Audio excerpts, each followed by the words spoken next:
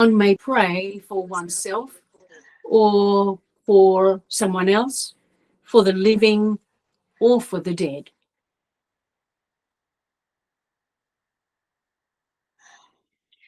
Neil Donald Walsh, in Conversations with God, suggests that we see each day our lives in their entirety as a prayer.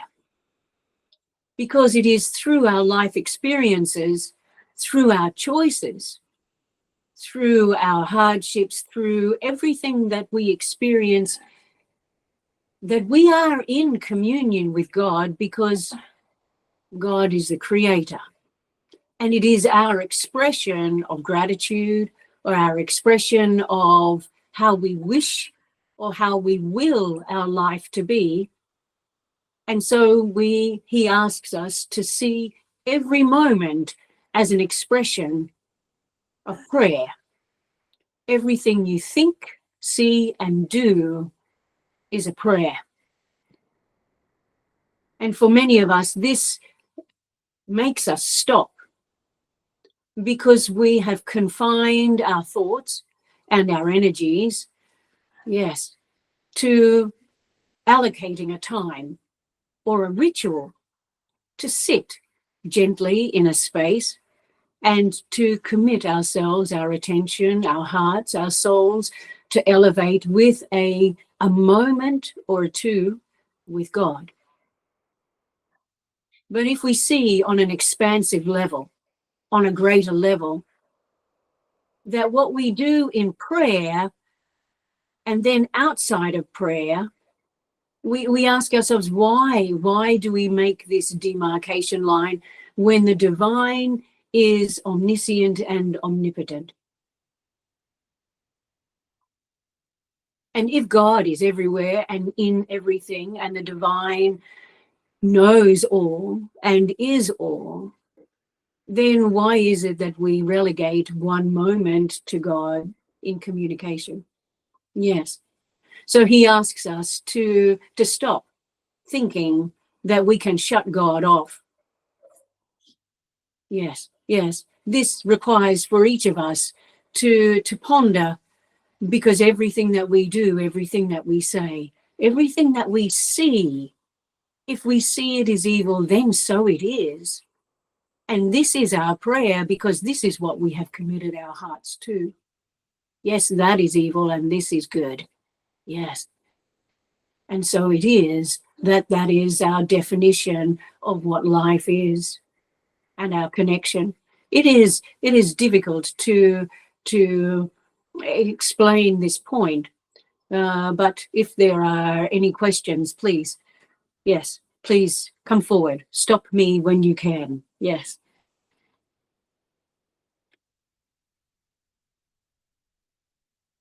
So again, we return to the Gospel according to Spiritism, and there are three types of prayer. I have added the last one, meditation. So the asking or petitionary prayer is probably the most common that we utilize when we allocate that time to talking with God. We go, wow, this is as it is. I am feeling in myself that there is something more. I need something more. There is a lack in my life. There is a lack in someone else's life. And so we sit in this place of connecting with God and committing our hearts and our thoughts and our energy to asking with fervor this petition for something or other to happen. There are thanksgiving prayers, those where we sit in that place of great gratitude for all that is. Gratitude that can be expressed at any moment of the day. And so it is, we can employ this one many times, if not constantly. The third one is praise, prayers of praise. God is, yes, not requiring our praise. It is funny to say. if we are sitting in love and in union. Yes, yes. We ask ourselves, yes, what is the purpose of praising God? If we acknowledge him as the creator, him used in a very loose term. Yes, please forgive me for my use of the word. Jackson raised a hand. Sorry, Jackson, please. Thank you. Just finish to meditation, then I will have a question. Yes. And the last is meditation. This goes beyond the petitionary prayer, the prayers that rely on words, the words that often cloud our connection with God. Because our connection with God, yes, is communication, and communication works both ways. We cannot kid ourselves and say, well, you know what I want to say, so I'm going to take up this floor space now. Yes, yes, it's my turn. Yes. But meditation allows us to sit in this place of asking, not really. Thanksgiving, yes. Praise, yes. But more in a space of union with. And it allows for our thoughts, our cognitive thoughts, that which is defined by ego, and our understanding of the world through our eyes, because we are intelligent beings. It asks for us to release our intelligence and to sit in that gentle space of union with God. Union not with a duality, not with the duality of God and myself, that which is out and that which is myself. This is duality, and this has crippled our prayer because we are beckoning God to come to us, and yet he resides within each of us. And so meditation brings us to a great point, and so does the other forms of prayer as well. But it makes us more aware or conscious of our decision to embrace the divine within. Yes, Jackson. Yeah, my question is about the meditation and the prayer. What makes meditation a prayer? Well, you just said that.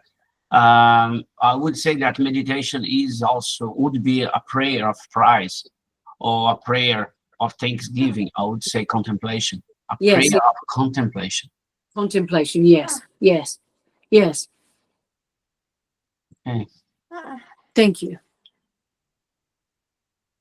It is difficult to give a presentation without referring. Of course, this is a Spiritist group, and so I have relied a lot in this presentation on the books that have been scribed by the spirits, not scribed, but channeled by mediums. And we are relying a lot on what they have to say. We have included several other sources, but it would be good to see how the Book of Spirits looks at prayer. So in question 658, the question is prayer acceptable to God? And the answer is prayer is always acceptable to God when dictated from the heart with faith, fervor, and sincerity. This is in contrast to prayers that are learned by heart or read. So often we are able to rely on these, but prayer is a moment, if not moments, that are gifted to us to actually connect to the divine.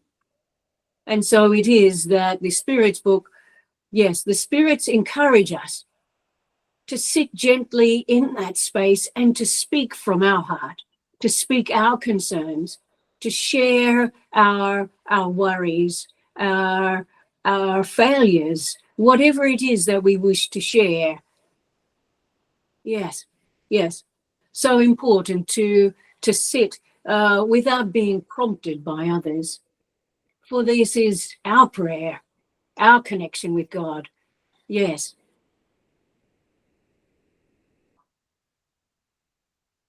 (659), the question is, what is the general character of prayer? And the answer, prayer is an act of adoration. To pray to God is to think of him, to draw nearer to him, and to put oneself in communication with him. And in communication, I sense it is about, yes, sharing. And for sharing to happen, we need to be in a place where we can also listen.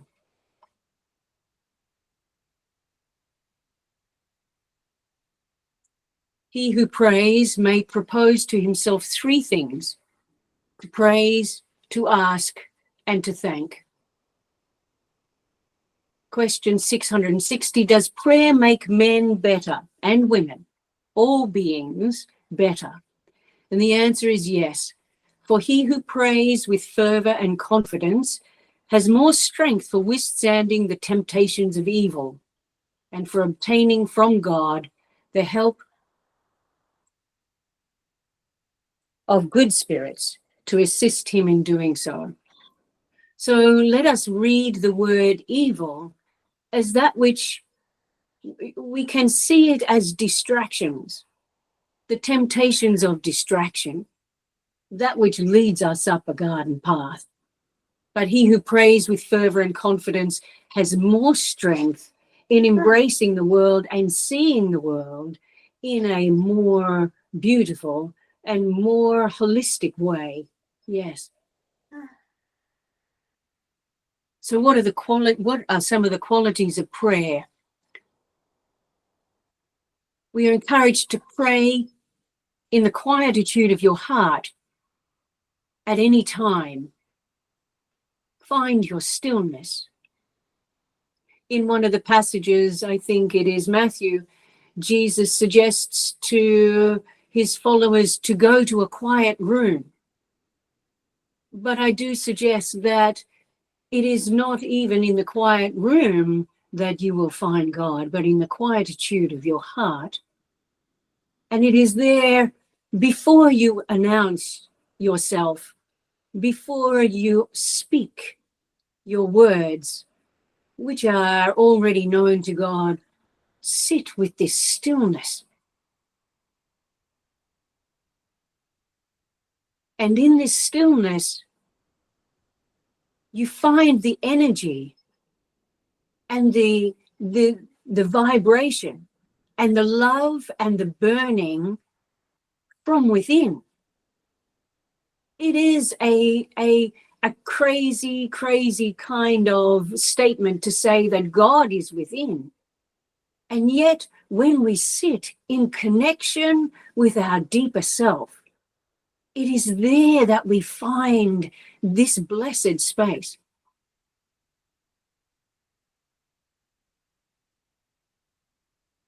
Again, the essential conditions of prayer, I think it is from Saint Augustine. He suggests that the essential conditions of prayer is that the prayer is understandable so as to move the spirit. So if we use large words and those that do not really represent what we are feeling, then the words are lost. But do it gently. Speak from a humility that you rarely have when you are talking with another. When we talk with another, there is a sense of ego present. But in this place, this stillness in your heart, that which is within, you don't even need to use words. You can use formlessness. Form attaches itself to that which is tangible, that which is so hard to ignore. Yes, I'm really angry with my sister and she did this and I can't stand it because I don't have the patience, and this is tangible. This is form. But when we speak in a state of prayer and a state of stillness, breathe easily and allow for the Spirit to pour forth from us. Yes. Another quality of prayer is if you have anything against another or yourself, forgive before you pray. This is ongoing work on yourself and for the world about you. So don't put off prayer, because prayer keeps you connected to love. But the suggestion to resolve your differences in the world about you, because that is what you are requiring for forgiveness. If you have a mindset against something, if you are holding on to a grudge, or if you have unresolved issues with your own body, if you are fighting something within you that you cannot explain, these are the things that will be brought forward to you whilst you are in a place of quietude. And you go, why can't I pray easily? And it's because we have brought this baggage with us. If we can sit in a place where we are, yes, able to attend to each one. But as I said, yes, to go through this place, to go through the process, of forgiving will take a lifetime. But maintain your prayer, because it is invaluable in helping you to identify the blockages that you are suffering from. The last one is pray with, it isn't the last, it is just a few that I am naming. Yes, sorry. Pray with humility, with gratitude, and listen. God's communication with us is two-way. So often we go to bed and we revise the day. Yes. And we say, thank you for this, and it's magnificent that this and this happened, and I am working on my patience, so thank you for helping me with my patience, and that's all for me, and thank you, good night. Yes. Without allowing for the quietude to envelop us, to allow for the blessings to rain down upon us. Our words are so many, and we have discounted what God, or elevated spirits, loved ones, would like to communicate to us. So it is that we need to allow to create time, for the messages to be revealed. Gandhi says, it's not asking. Prayer is not for asking. It's a longing of the soul. It is about, as we said, connecting, communing with God. But in so saying, it is almost a daily admission of one's weaknesses, because they are brought to the fore when we sit in humility and we actually reckon with what we have done and who we have been and who we long to be. He suggests that in prayer, it is better to have a heart without words, to have a heart that connects with God, than words without a heart. Yes. So what does Jesus say on prayer? When you pray, I tell you the truth, go into your room, close the door, and pray to your Father who is unseen. Do not do it for public display. Do not do it so that you can show off your repertoire of beautiful words. Yes.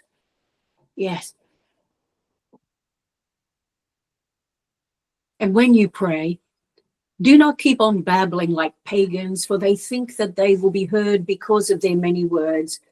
Do not be like them, for your Father knows what you need before you ask him. So you are totally nude. Yes, totally exposed. And this is the beauty of communing with God. Yes. So the question is, yes, I can't seem to get past first base with God. And why is that? It's because we've got all our baggage.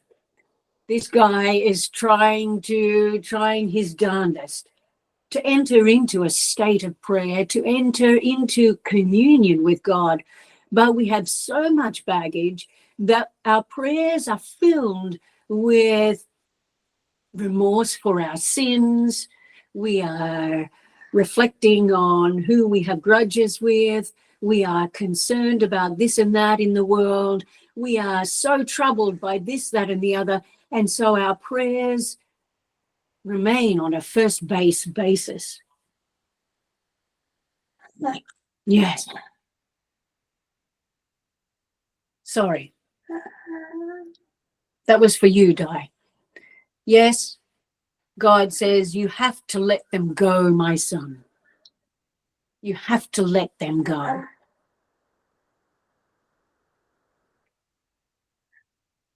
Oh, sorry, wrong way.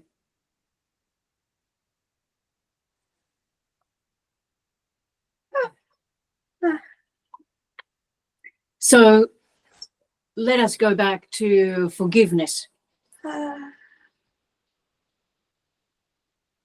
Question 661 in the Spirit's book says, is there any use in asking God to forgive us our faults? And this is important for all of us. God, I'm sorry for this, and I did that. And then the prayer is over because we've spent all our time naming our faults. Is this what prayer is for? The Spirit's book, the Spirit suggests that he who asks obtains that forgiveness only through the change of conduct.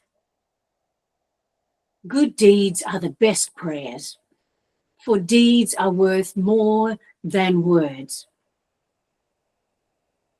And so it is that we are reminded, almost a slap in the face, don't come to me asking for forgiveness, for it is forgiveness that you need to work on.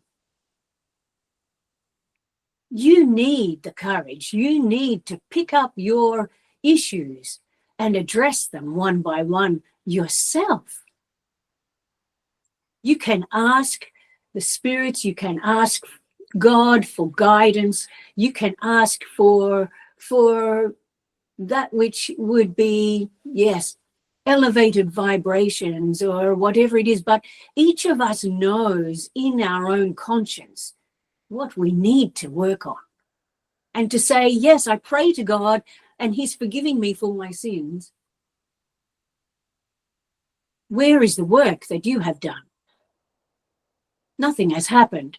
And so he asks us, the spirits ask us, your prayer is enacted by how you choose to do this, how you choose to rid yourself of the guilt and all that surrounds your blockages in regards to how you see the world. For this, I have included the technique, for want of a better word, yes, to explore the art of forgiveness is important for each of us. For to spend our time in prayer, looking at how we have misread the world and not given the world what we could have, is wasting our time and it is copping out. So we see the Hawaiian law of ho'oponopono. This is something that each of us can do in any moment of the day. It is a set of phrases that we can use if we are set upon by our misgivings about the world, about our judgments, about how we have treated others or how others have treated us, or even how we have treated ourselves. So it is important with this to, again, in that state of quietude, to say, wow, I'm sorry for judging that person. I'm sorry. I'm sorry for them. I'm sorry for me, for creating the blockage in myself. I'm sorry. Please forgive me. And we are looking at self-forgiveness, because it is in the self that that blockage occurs. And it is that blockage that stands in our way of having a pure relationship with the world and with God. Yes. Yes. I'm sorry. Please forgive me. I thank you. I thank you for showing yourself to me at this time, because now I am ready to deal with it. Thank you. Thank you. I may need more time, and I'm going to do this again. I'm sorry. Please forgive me. Thank you. And I love you. I will do it again and again until this blemish is gone from my soul.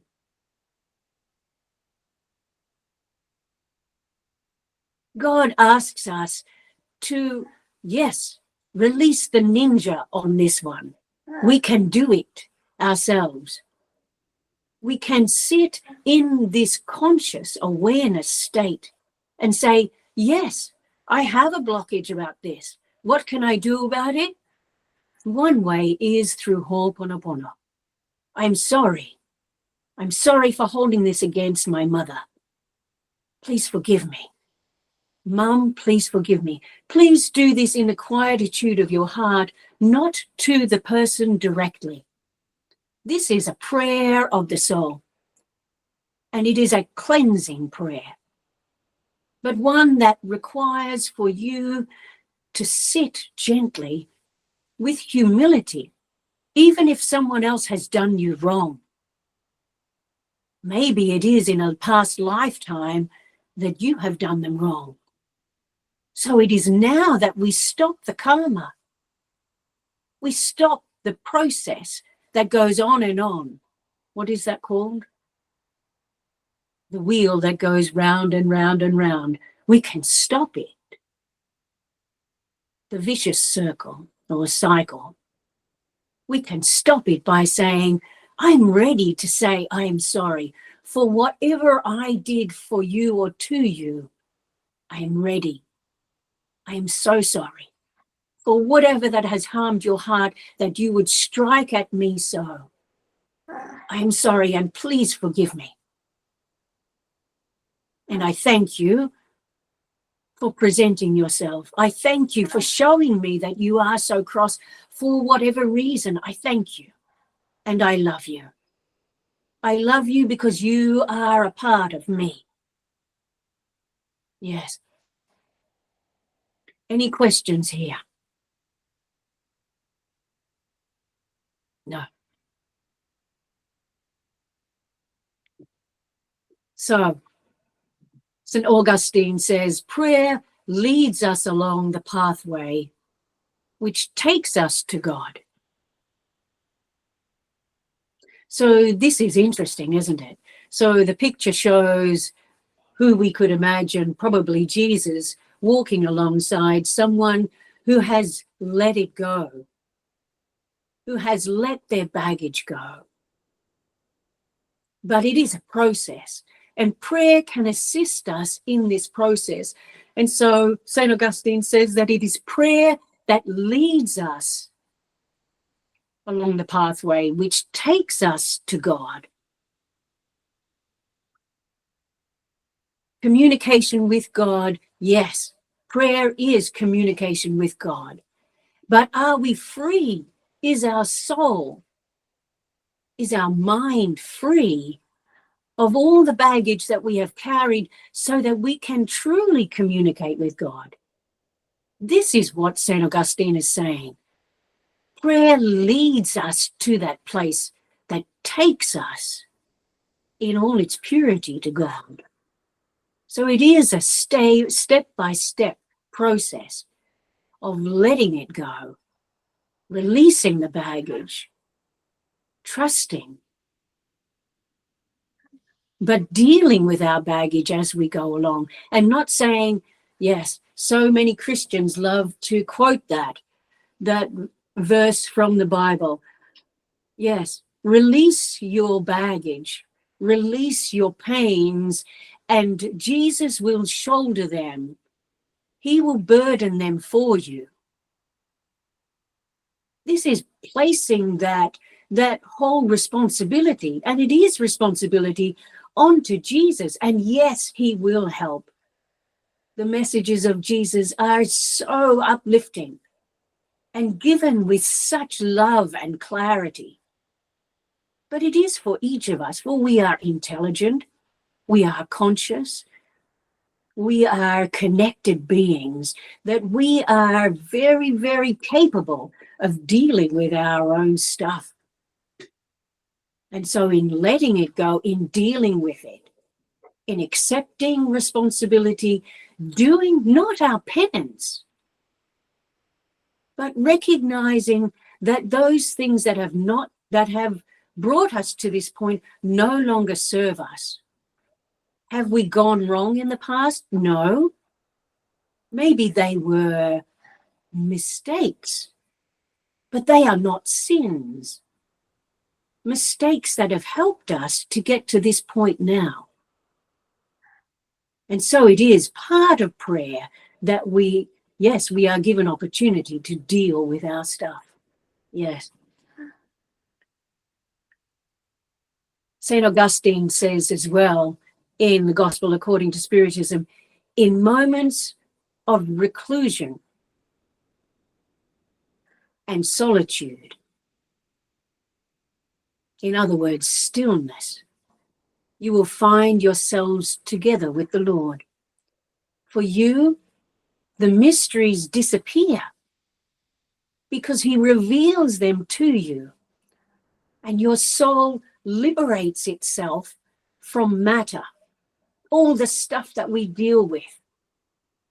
It liberates itself, it frees itself, and your soul launches into the infinite and etheric worlds.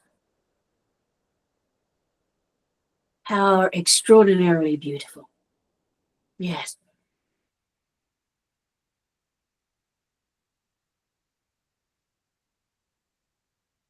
So if we sit for a moment and recognize that we are at a learning stage in how to release the baggage in our world, release the baggage in our lives. And so when we do go to pray, we ask always, please make this happen. And we sit in a place where we think we don't have enough. We're not perfect enough. We want to be this or we want to be that. And so we pray for ourselves. In question 663, the question is, can we, by praying for ourselves, avert our trials or change their nature? Jesus said, after all, ask and it shall be given. So we ask, as Jesus did, yes, Lord, take this cup from me. I don't want to do this anymore. Can we skip this bit? Yes. But the Spirit's answer, your trials are in the hands of God. And this is what we discussed last week, all about free will, isn't it? And about destiny. Yes, and determination. Your trials are in the hands of God. And there are some of them that must be undergone to the very end. The trials are there for each of us to grow. Yes, to expand, to deepen our depth of experience and love. Prayer calls to your help good spirits who give you strength to bear them, bear the trials with courage so that they seem less severe.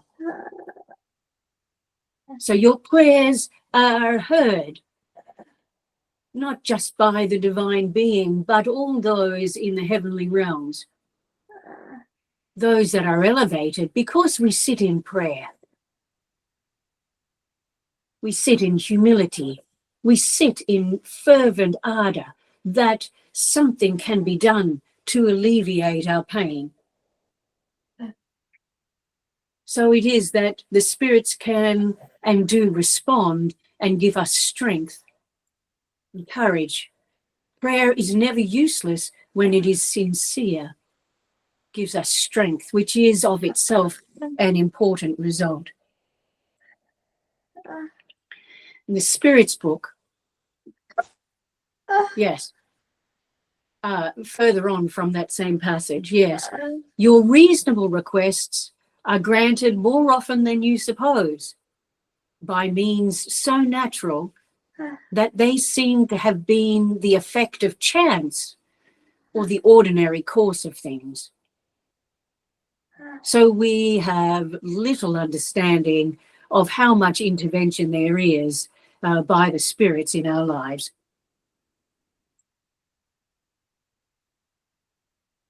At this point, it is important to look at universal transmission of thought. This is so important. Jackson, you mentioned this in your presentation several weeks ago.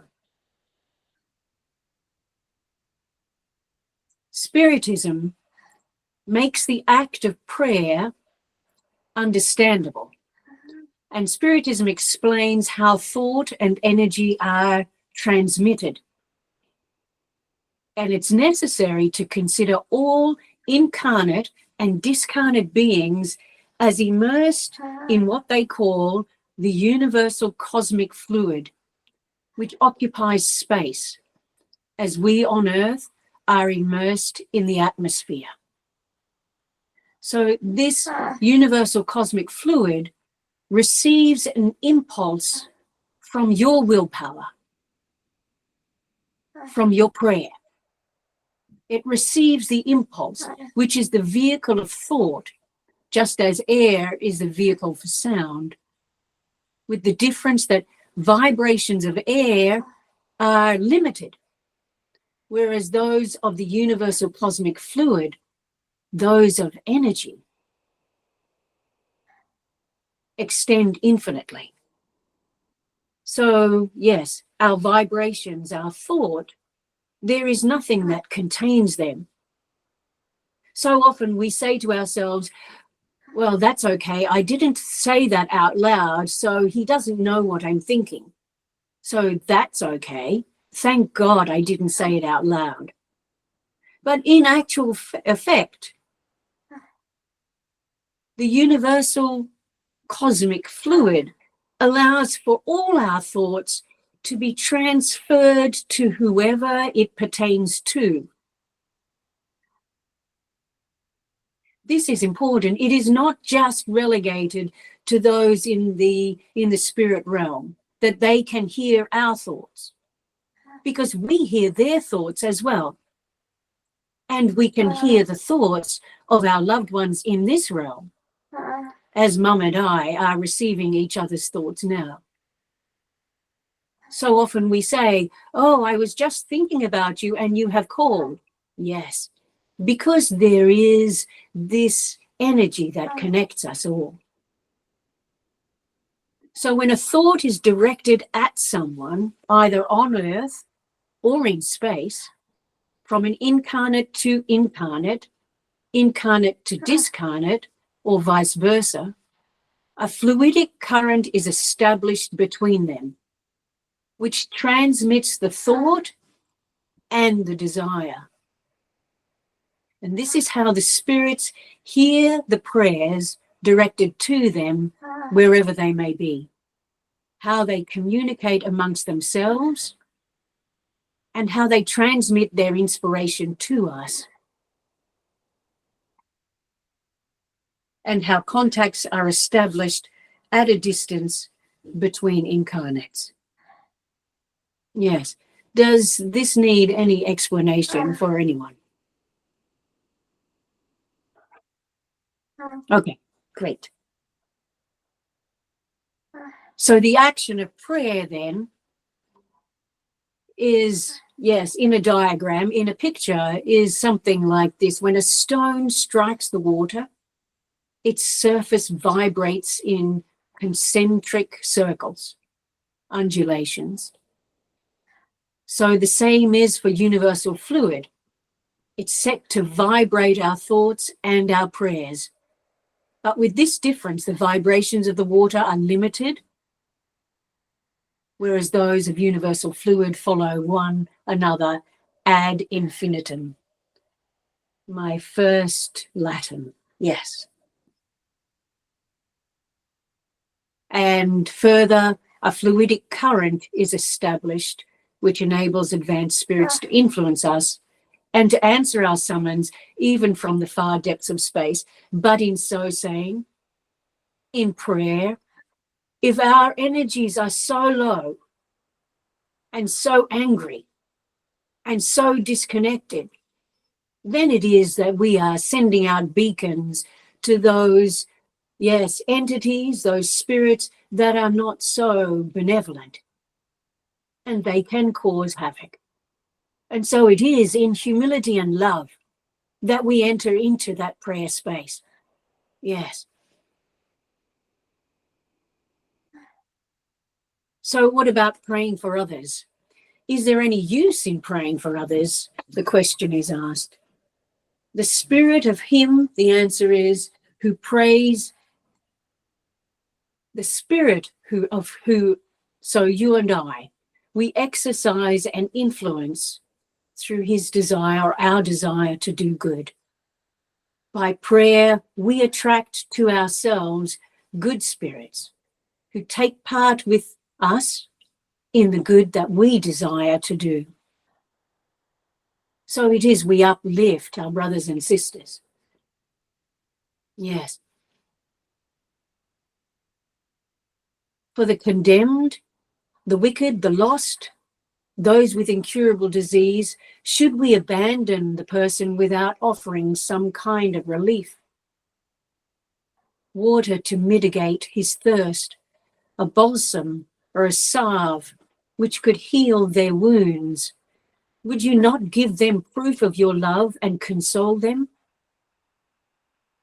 A belief which hardens the heart cannot be allied to one of a God who puts the duty of loving one's neighbor in first place.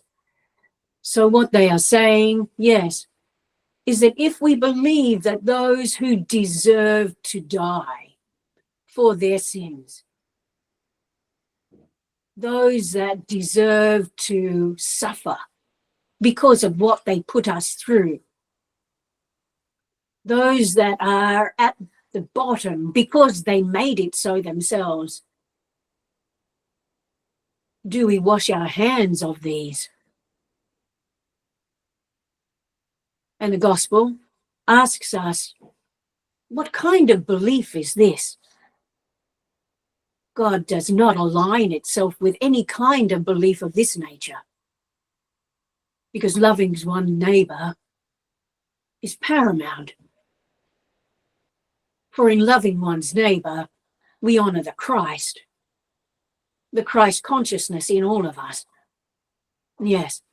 And so it is that our prayers for others are, yes, so vital in uplifting the world around us, but also in strengthening our connection to God, which is our connection with oneness. Yes. And so the question is asked, is it useful to pray for the dead and for the suffering spirits? And in what way can our prayers soften or shorten their sufferings? Have they the power to turn aside the justice of God? Yes. The answer is simple, isn't it? Prayer can have no effect upon the designs of God. we cannot win points, is what the book is saying. We cannot sweet talk God into some kind of bargain. But the Spirit by whom you pray,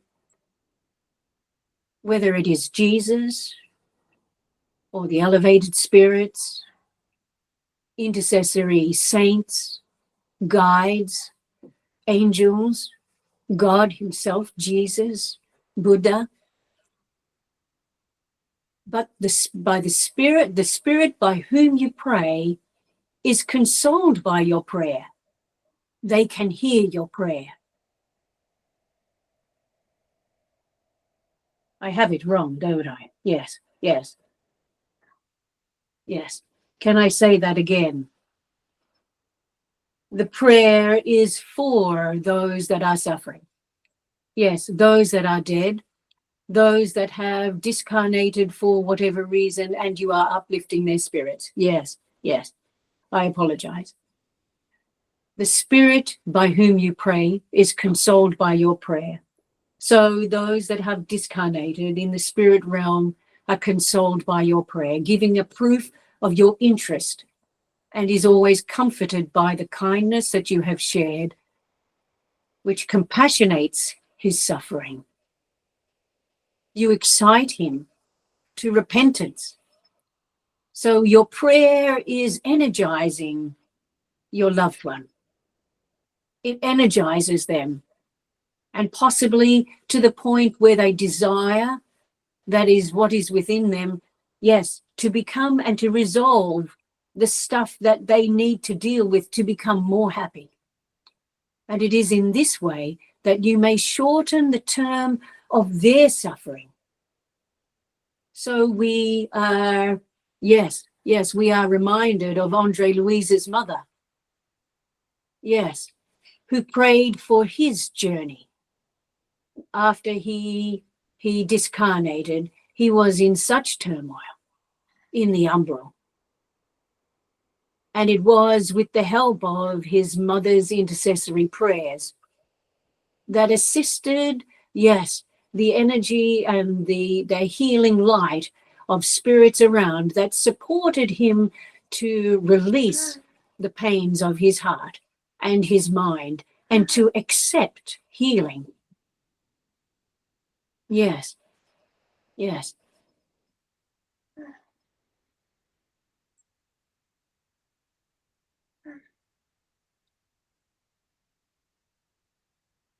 So the desire for betterment, excited by your prayer in the mind of the suffering spirit, then attracts to him spirits of higher degree who come to enlighten him, console him, and give hope. So dead and forgotten is not a good motto. There is great work that can continue on your side. And we are reminded too that he is never left not knowing that a sympathizing heart has exerted itself on his behalf. So your work is not left, yes, unknown. Not that that matters, for it is the ego that considers this kind of, outcome. Your intervention necessarily induces a feeling in the recipient, a feeling of gratitude and affection on their part. And because you have given proof of kindness and pity, and the mutual affection enjoyed by all men by Christ will thereby have been developed or awakened between you and him.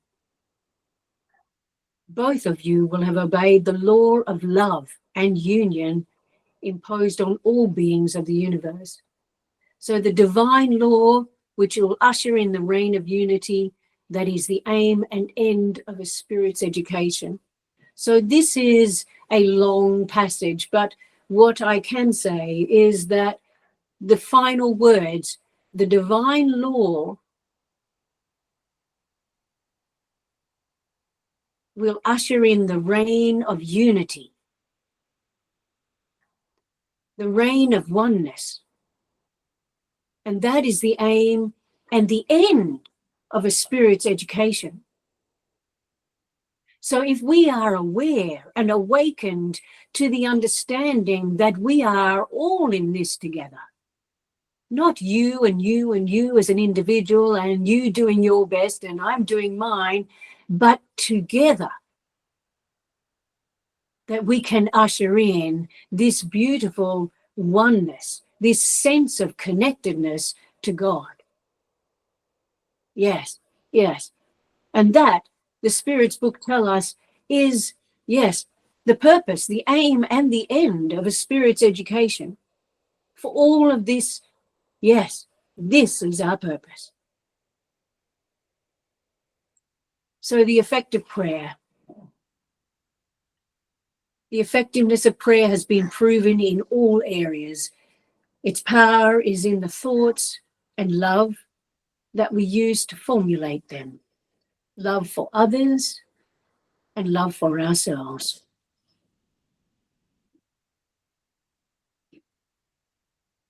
This is a very interesting, yes, a very interesting quote.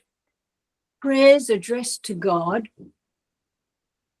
are heard by spirits in charge of carrying out God's will. Those that are addressed to good spirits are taken to God. Yes. But this yes, quote is reinforcing that there are spirits who are able to affect a great change, great healing. And it is through prayer that this is being alerted. Yes. There are those who contest the effectiveness of prayer, saying that God knows all our needs. It's useless to enumerate them to him or to say them to him, to express them, because our petitions cannot change God's law or what God has planned for us. But what God reveals, what he concedes, what he shares with us is courage, patience, and resignation. So by resignation, I would suggest we look at the word not as giving up, quite the opposite. So rather than resignation, trust, courage, patience, and trust. For all is good in God. All is well taken care of. But we are given this opportunity in prayer to explore the facets of those things that we are unsure of. But then also given the opportunity to release these fears, to release them, and to say, I let go, and I trust that you have this in hand. Yes. So God concedes courage, patience, and trust, and the means to resolve situations with the help of ideas that are suggested by good spirits at God's command. So the resolving of any issue, if we say, my God, this is really, really troubling me. I can't see a way out. I am uplifting this in prayer. I am uplifting this and asking for a divine light to shine upon me, to reveal to me or to another as to how to step forward. But in this prayer, I uplift this concern. I uplift it and I trust that all is good. And so there is no need for fear. And then you step back from your fear and you allow light and love to shine on whatever situation there is. For in some way, however way, it may be not how you expect it, but there will be resolve. And for the ego, yes, we retain the merit for the decisions we make, for this is our free will.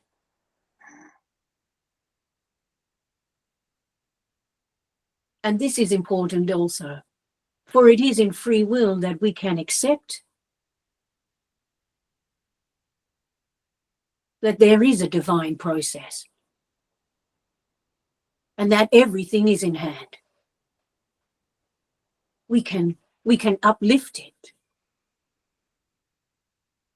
But we have free will, and we can go with that, and we can refuse to leave it in God's hands and take it into our own and say, I have to take action now, not breathe.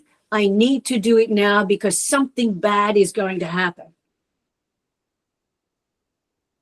It is in these rush decisions that almost certainly something bad can happen.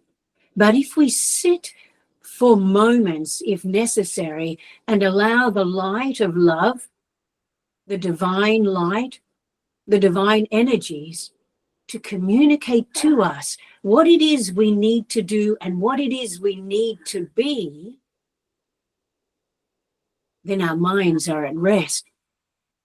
And there is a stillness in our hearts and not panic. Because whatever it is will happen. For that is what is necessary to happen, unless we are guided otherwise. Yes, yes.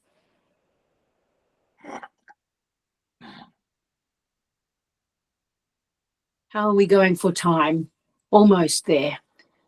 So there is an example given in the workbook, in this workbook. It's a story about the effectiveness of prayer. A man is lost in a desert and suffers from terrible thirst. He feels faint and falls to the ground. He prays to God to help him and waits. But no angels come to bring him something to drink. Meanwhile, a good spirit suggests to him the thought to get up and follow one of the paths before him. In a purely mechanical motion, he gathers his strength, gets up, and walks erratically. When he arrives at an elevated area, he spots a brook, a creek, or some source of water not far away.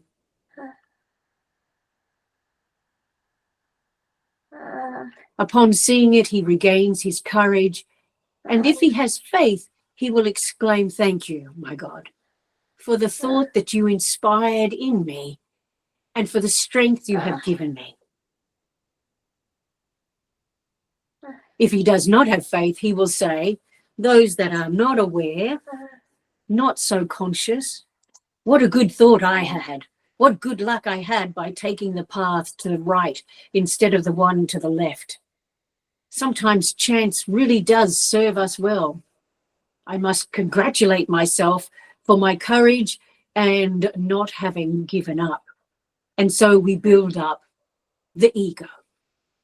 Yes. And yet it is a beautiful, beautiful kaleidoscope of energies that is the world and its happenings. There is not one person who can, with all good conscience and with all good sense, say, I did it myself. Yes. Yes. The power of prayer. There is another illustration that was put forward, and it is the power of prayer to heal. This is one that is widely debated and is one of the great, deterrents for many against believing in a creator that is all loving and all forgiving. It is this sense of those that pray. Yes. May I say it a different way? we are committed and encouraged to pray for whatever it is that we are needing. Our concerns are uplifted.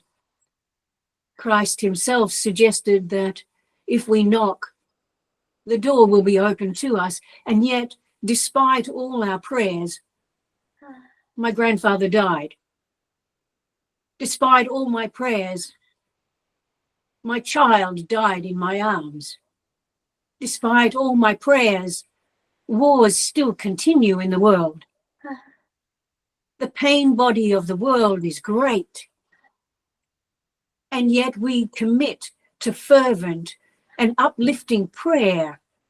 And there are moments, and in the Bible, in the Old Testament and the New Testament, many miracles that were witnessed by those that, yes, that adhered to faith and trust. But there are many also that have adhered to the same degree.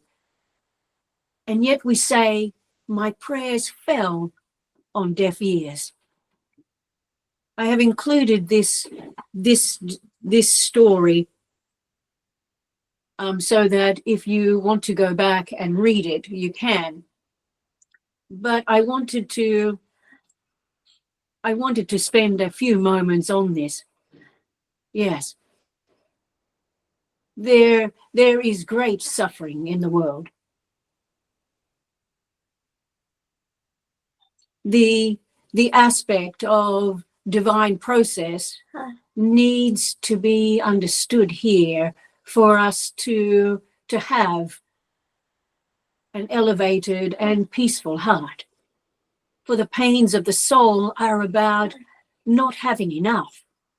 The pains of the soul are about being harshly judged or hard done by when we did nothing wrong. My parents did nothing wrong, and yet my life is as it is. Do I blame God for this? There is a great sentiment in the story that we have skipped over, and it is that there are moments that require us to be extraordinary with our faith.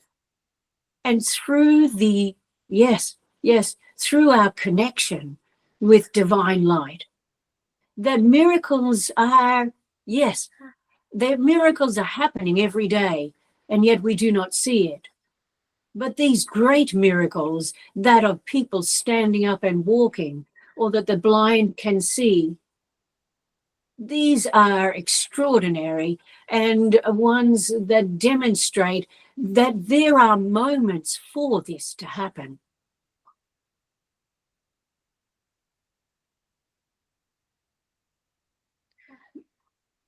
What we need to embrace is that each of our lives come with a set of circumstances that we can reach beyond the stars. We can, and we are encouraged to do so. Christ asks us, he says, what do you want? What is in your heart? And if it is that which is as it needs to be, then it will be so. But it is one that so many theologians have wrestled with. What is it that defines, those who are going to receive and those that are not? But as we have been reminded, most of what we receive is what we need for our progress as spirits.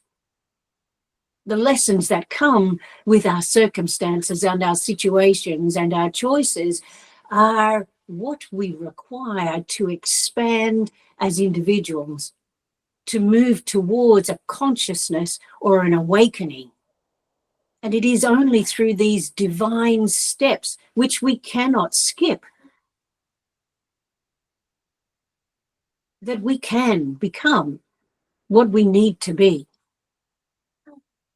But what we need to be is not what next door neighbor has. What we need to be is what we need to be. Yes. I do believe that I am done. And this has been an amazing journey into exploring prayer. This last prayer, I would like to say, yes, it is one that has been written by the poet and author Reverend James Dillett Freeman, and he from 1912. But it is a prayer that has been channeled, so beautiful in its sentiment, God caressing our hearts, our souls, allowing us to understand that we never walk alone and that we never, yes, have no one to talk to. Yes, yes, yes. Can I open it up for discussion, please? Yes, yes.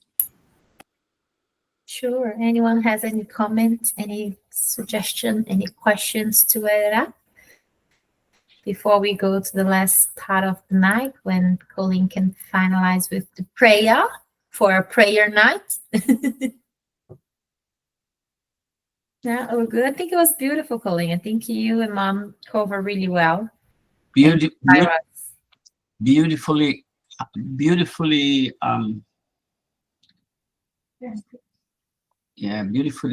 assembled and beautifully delivered. It is so tough, isn't it? Yes, it is. Yes, so much has been written, and yet so much is in my heart as well. So much to share. And so it is, I need to shut up so that God can speak. Yes, yes. So I can imagine as well, from your part, the management of conflicts with words and ideas that has been suggested by the material, and you did that absolutely well, absolutely in a fine way. Thank you, thank you. No. Sorry, you go. No, I was just going to finish to say that it was beautiful. I think like you both cover really well such a broad subject. And yeah, it just remind us that the prayer is our connection. Like it doesn't matter how you do it, what time you do it, as long as you have your heart, heart and soul involved in that. It's not about the words, about the connection. So I think it was beautiful put. The word I didn't remember was crafted, was well crafted and well delivered. Thank you. So if we can go to the second part of the night with a final prayer, so we can wrap this beautiful night with a beautiful prayer and share this energy with the loved ones. Thank you. So let us close our eyes and sit, releasing the energies of all that has been.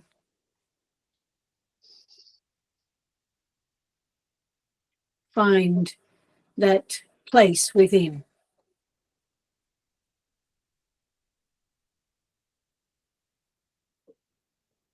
The stillness.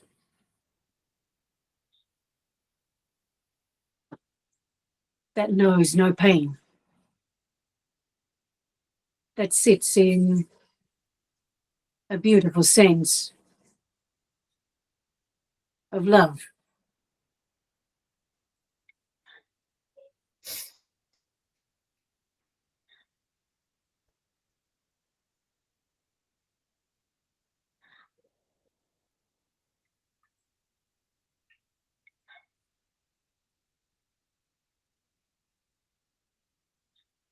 And God says to us, do you need me? I am there. You cannot see me. Yet I am the light you see that you see by. You cannot hear me. Yet I speak through your voice. You cannot feel me, yet I am the power at work in your hands. I am at work, though you do not understand my ways. I am at work, though you do not recognize my works. I am not strange visions. I am not mysteries. Only in absolute stillness, beyond self, can you know me as I am. And then, but as a feeling and a faith. But I am there. Yet I am here. Yet I answer. When you need me, I am there.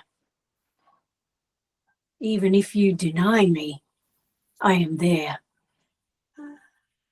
Even when you feel most alone, I am there. Even in your fears, I am there.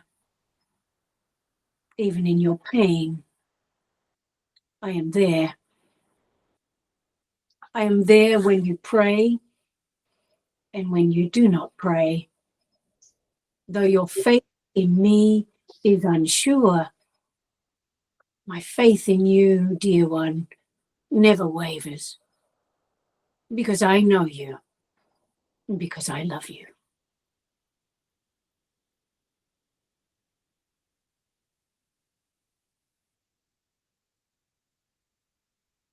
And so the blessings of light and love shower over us and bathe us as we place our trust in love,